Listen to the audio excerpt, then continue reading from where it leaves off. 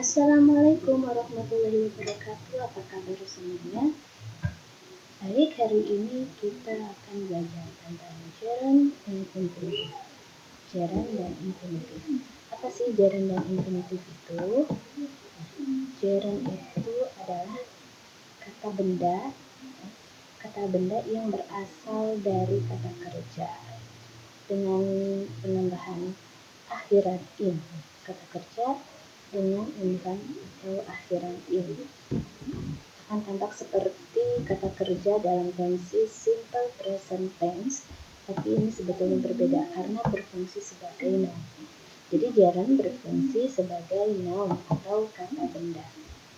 Istilah lainnya nih, gerund itu adalah kata benda yang berasal dari kata kerja. Ya. Kata benda yang berasal dari kata kerja. Jadi ini adalah hasil dari proses pembentukan kata atau word formation ya. Jadi tidak seperti kata benda yang kita tahu sehari-hari seperti wall, tembok, door, pintu ya, yang secara fisik seperti itu. Tapi ini kata benda yang berasal dari kata kerja dengan penambahan in dan fungsinya sebagai bisa sebagai subjek ataupun objek. Kita lihat contohnya. Swimming is her hobby. Yang kita tahu, swim itu adalah kata kerja. Tapi di sini, walaupun swim itu kata kerja, kemudian ada tambahan in-nya, tapi posisi pada kalimat ini, swimming ini ada di posisi subjek. Dan di sini juga berfungsi sebagai kata benda. Jadi swimming is her hobby. Berenang adalah hobinya. Swimming di sini bukan sebagai kata kerja, tapi sebagai gerund atau kata benda yang berasal dari kata kerja yaitu swim. Jadi swimming berasal dari kata kerja swim. Setelah mendapatkan imbuhan in dan posisinya atau lokasinya berada di sini di posisi subjek atau sebelum verb di sini ya, atau sebelum to be, maka swimming ini adalah gerund, bukan kata kerja biasa lagi. Jadi di sini swimming berfungsi sebagai kata benda, sebagai noun atau subjek. Ini verb, ini objek. Nah, berbeda kita bandingkan swimming is a hobby dan he is swimming. Nah, kalau di sini he is swimming, subjek, verb. Nah, di sini swimmingnya yang asli kata kerja, yang verb ya. Jadi ini polanya pola present continuous tense. He is swimming, subject to be verb in. Nah, baru ini verb in. Jadi yang ini bukan gerund, tapi yang ini adalah gerund yang atas. Swimming is her hobby. Swimming adalah gerund. Lihat penempatannya.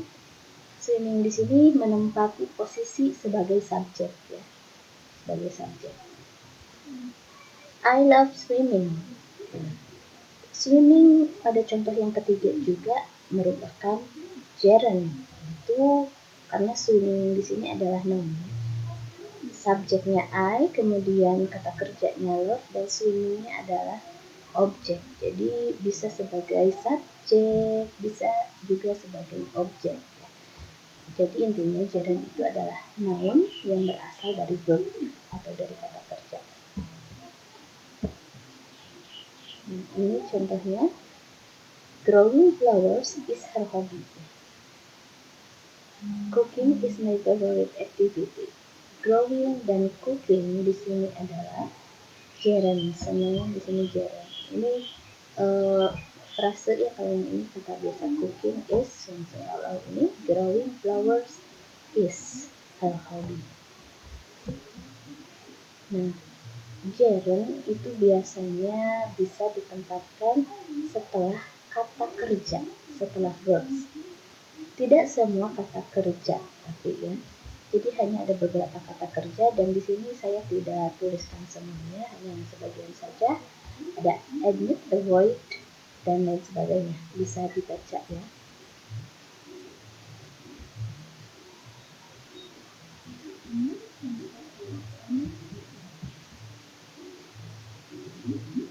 Ini Contohnya, I enjoy fishing behind my home. Saya senang memancing di belakang rumah. Saya senang memancing di belakang rumah. Subjeknya adalah I, kemudian verbnya adalah enjoy, kemudian objeknya adalah fishing. Jadi di sini gerundnya adalah fishing dan posisinya sebagai objek. Nah, ini adalah gerund yang letaknya setelah kata kerja, ya, after verbs, setelah kata kerja enjoy. I enjoy fishing. I see her crying. Saya melihat dia menangis. Saya melihat dia sedang menangis. Nah, kalau yang ini tidak ada objek ya, I enjoy fishing langsung. Subject, verb, subject, verb, gerund atau objek ya, objek. Kalau yang ini ada objeknya dulu. I see her crying. Saya melihat dia menangis. Nah, jadi menggunakan pola ini yang gerund. I see her crying. Subjek I, verbnya see, objeknya her, kemudian di sini crying-nya sebagai gerund atau objek ya.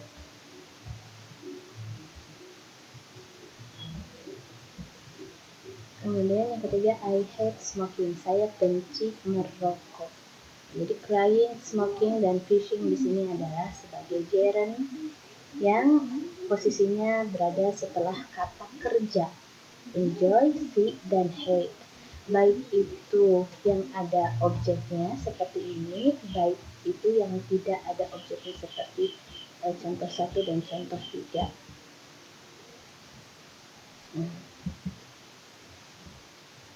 Jadi intinya di dalam kalimat ini ada 2 kata kerja ya, ada 2 kata kerja. Kita lihat kata kerja enjoy dan kata kerja fish. Nah, kalau bingung, ini yang keduanya adalah yang gerundnya. Jadi ada kata kerja 2 buah dalam satu kalimat, maka yang keduanya itu adalah fungsinya sebagai noun lagi, bukan sebagai kata kerja seperti dalam present continuous tadi. I enjoy fishing behind my home. Seperti ini. He started learning English last month. Dia mulai belajar bahasa Inggris bulan kemarin. Jadi dari bulan kemarin ya, sudah terjadi di bulan kemarin itu dia sudah mulai belajar bahasa Inggris. Kita lihat start kata kerja, learn juga kata kerja, tapi di sini kata kerjanya ada verb ing-nya dan letaknya setelah verb. Jadi ada 2 verb ya, start sama learn. Nah, cuman yang ini ada verb ing-nya, jadi ini adalah gerundnya. Kalau kita pergi ke fungsinya seperti ini. Subject, he. Started, verb. Learning, object. Jadi di sini gerundnya sebagai objek karena letaknya berada setelah kata kerja. Started. Jadi kalau ada kalau seperti ini, he started learning English last month. It is still possible to win. Kalau yang ini nanti untuk yang infinitive ya. Sekarang gerund setelah preposition. Ada juga gerund yang bisa diletakkan setelah preposisi atau kata depan. Jadi bukan setelah kata kerja saja ya, tapi setelah kata depan juga bisa. Namun tidak berlaku untuk semua. Contohnya seperti besides or without, be excited about, be worried about, talk about, think about. Jadi ini yang dinamakan preposisi ini yang akhirnya about, without, or besides. Besides learning English, we learn Chinese. Nah, besides learning, ini preposisi, kemudian gerund.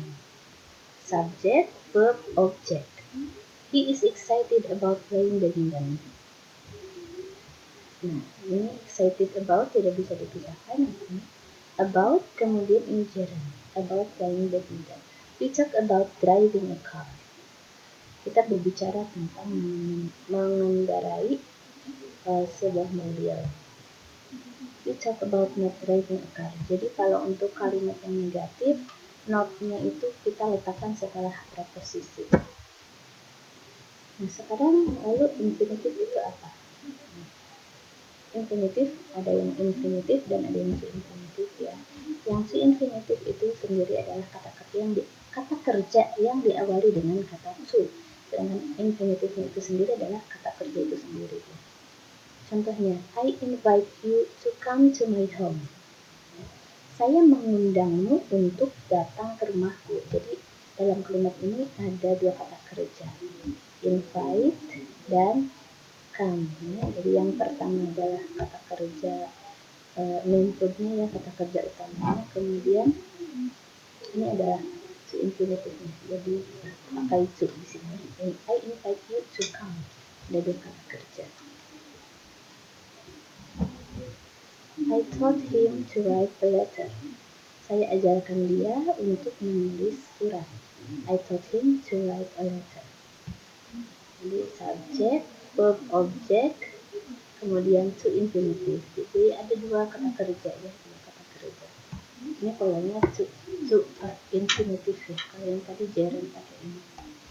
Jadi ini sama-sama kata kerja seperti yang gerund, kata kerja cuma posisi. To buy a home is my dream. Membeli rumah adalah impian saya. To buy a home is my dream. Membeli rumah adalah impian saya. I decided to go. Saya memutuskan untuk pergi. Lihat ya, ini ada kata kerjanya dua. Buy sama is, decided sama go, forgot sama attend. I don't know what to do. Know sama do. Jadi ada dua kata kerja. I invite you to come to my home. I taught him to write a letter. Saya mengajari dia untuk menulis surat. Jadi ada mengajar dan ada menulis. Nah, sekarang infinitif yang setelah verb, tidak semua verb bisa digunakan dalam pola ini ya. Jadi hanya ada beberapa dan saya pun tidak menuliskan semuanya. Nah, ada contoh di sini bisa dilihat. Ini plan, review, sing, can, volunteer, use, dan sebagainya. Kita ke contoh. I choose to be happy. I decided to go. I forgot to attend my friend's wedding party. Ada dua yang choose kata kerja pertama dan be kata kerja kedua. I choose to be happy. I decided to go. I decided to go. Ada decided, ada go, ada dua kata kerja. I forgot to attend. Ada forgot, ada attend. My friend's wedding party. Kemudian ada yang setelah adjective seperti ini. I am happy to help him. Saya senang membantunya. It is easy to do the test. Sangat mudah mengerjakan ujiannya. Jadi di sini adjective ya. Kemudian to infinitive. Adjective to infinitive, to verb 1, to verb 1. Dan ini apa namanya daftarnya ya, daftar kata ini adjective yang dimana setelahnya terdapat to infinitive. Nah, kemudian ada yang bisa digunakan setelah model. Seperti ini, we need to call the customer service to ask any questions. Need to juga bisa ya, ini buat kata bantunya. You must be joking. Kamu bercanda. You have to tell. Kamu harus berbicara, memberitahunya.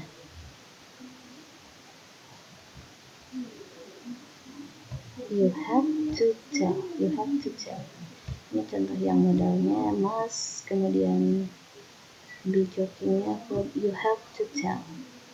Have to, ini modalnya, tellnya adalah verbnya.